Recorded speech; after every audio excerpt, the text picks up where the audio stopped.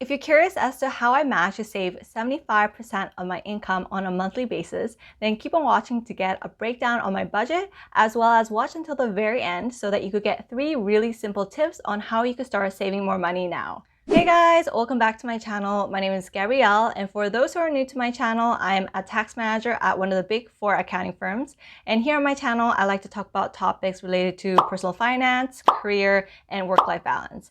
And today I'll cover a topic on how I manage to save 75% of my income. In today's video, I will be sharing with you a breakdown of my expenses and how I save my money, as well as stay until the very end for 3 really simple tips that will change the way you see money so that you can start saving more. So let me start off with a breakdown of my savings versus spendings. So spoiler alert, I won't be sharing with you the exact dollar per se, as I believe that everyone's financial journey is different and I'm not here to flex or anything.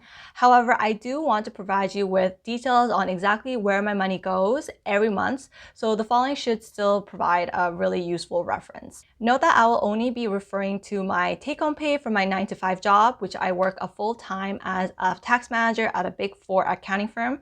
I would say I make a comfortable 6-figure salary, so just keep that in mind as I jump into my budget. As mentioned, you can see that I save 75% of my income, and I will also be discussing more on how I allocate my savings later in this video, while my expenses are only 25%. And I split my spendings into 3 main buckets. The first expense is the monthly fixed cost related to housing, which includes mortgage interest, strata fees, home insurance, electricity, internet, etc.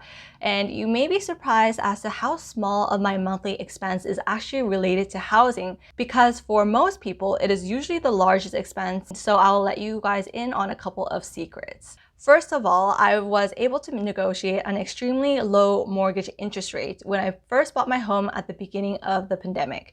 And at that time, the prime interest rates were at an all-time low, and so I was able to secure a mortgage rate of only 1.34%, which is, absolutely amazing. Also, you might have noticed that I haven't included the principal payments of the mortgage as my monthly fixed expense, because I actually see this as my savings, since this will be money I'll be getting back if I end up selling the home for at or above purchase price, and it is also the home equity that I build. And lastly, I'm actually house hacking, as my sister moved in with me and is using my 2nd bedroom. She is pitching in monthly, and she is also working as a full-time lawyer, which helps with the mortgage. I haven't included this as rental income, since I would see this more as splitting the cost with a roommate than actually making money from rent. The second bucket of expenses, you might be wondering what this allowance relates to, as it is not really for myself. In Korean culture, it is normal to be providing your parents with monthly spending money or allowance as a small gesture of thank you. And this is an amount that I could comfortably pay,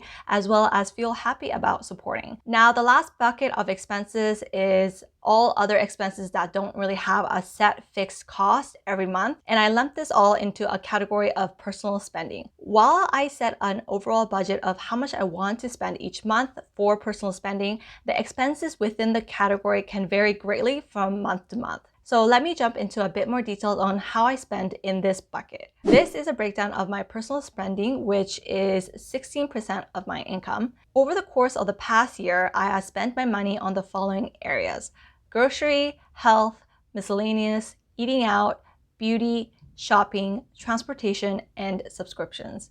And while I have an overall set budget to spend an X amount of dollars each month on personal spending, how much I spend on each area may be different, and I like to have this flexibility. So for example, one month I may spend more on beauty and shopping, while other months I might not be spending at all. For the past year, I was able to keep personal spending to a minimum due to the pandemic, which limited everyone in terms of traveling, dining out, and doing recreational activities.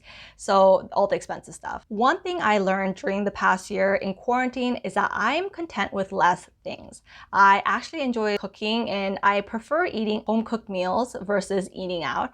I also enjoy activities that really don't cost anything, such as taking walks, going for hikes, as well as just working out at home instead of the expensive gym membership. I also really enjoy reading and spending time at home, as well as just doing fun activities outside that don't really cost anything. The one thing I can't give up is definitely traveling, which I'm very much looking forward to when the whole quarantine and the pandemic is somewhat settled down, and I've already started budgeting for traveling in the future. Other personal spending areas that I prioritize is health, as I tend to spend money on supplements, which can be a little bit pricey, as well as workout apps, as well as physio and massage treatments, or the unreimbursed part of my health insurance. Beauty and shopping is minimal since I only really buy things when I absolutely run out of a product, and also I don't really remember the last time I bought new makeup or clothes. As for transportation, sometimes I take Uber or public transportation, but most of the time I walk, as all the amenities are really close by and I actually really enjoy walking. Also, the only subscription I really have is Amazon Prime, as well as my phone bill, which luckily it is partially reimbursed by the firm. As for miscellaneous, there are always those random purchases that you somehow realize that you need and is different every month, so this in itself is a pretty flexible area of spending as well. Now, you're probably really curious as to how I save my money, and I'll actually be giving you guys a breakdown of the 75% of my income that I actually end up saving. I don't just keep it in cash, since then your money won't be working for you. You will also want to be factoring in extremely low interest rates and inflation, which means that if you just keep it in the bank account, you'll be losing money just by having it sit there. And so here is how I end up splitting up my savings. You will see that a big portion of my savings go into my emergency fund, and in the past couple months I realized that I have too much cash tied up in investments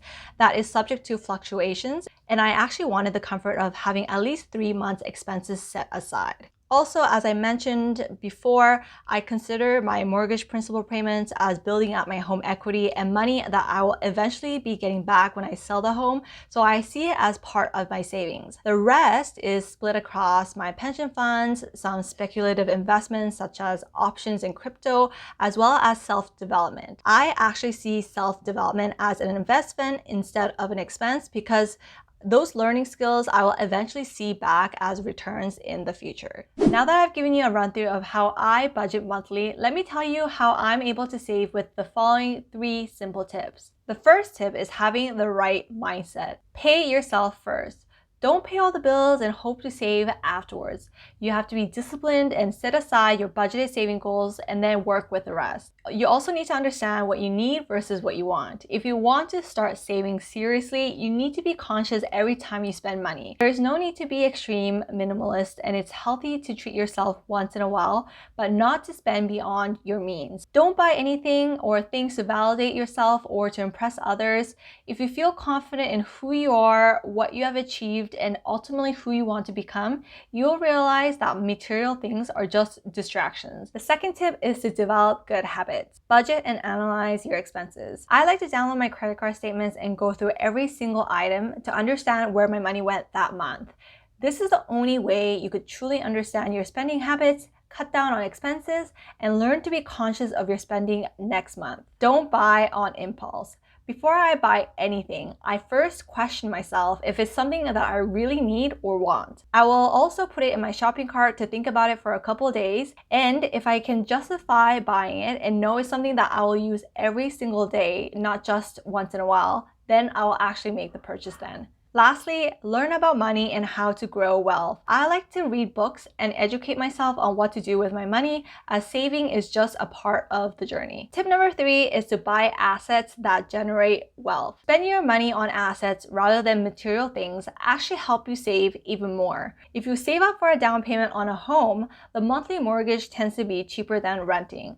Also, you'll be able to build your home equity and see your home appreciate in value over time. If you're also able to save up for a rental property, you will also see cash flow in from that rental income. Buying other assets such as stocks will also provide you with dividends in the short run and increase in value over the long run. Lastly, investing in your self-development will help you build skills to increase your marketability and ultimately increase the income that you make through your current job or through starting a business. There's a quote that I came across recently that I really like, and it says, Build assets with your time, then buy time with your assets. Now, coming full circle, the goal isn't to be frugal and save money your entire life. It's to put in the work and sacrifice now to build a foundation of wealth generating assets for the future. After enough repetitions, the plan is to have enough income generated that you're able to be financially independent. With the newfound freedom, you'll be able to spend time on activities that you value most, which I believe is the greatest asset of all time. So I hope you guys enjoyed my video today on how I managed to save 75% of my income and that you were able to walk away with some really useful tips. Also, I'm really curious as to how you guys are in your savings journey and generating wealth. So comment below in terms of what you are currently saving as well as what you hope to save in the future. If you guys enjoyed my video, it would really mean a lot to me if you guys could hit the like button down below as well as subscribe for more videos like this. And if you guys enjoyed my video today, then go on to watch my other video on investments I wish I made in my early 20s, and it gives you an investment 101 breakdown on stocks, cryptocurrency, and real estate. So go check that out. Thank you so much for watching today, and I'll see you guys in my next video. Bye!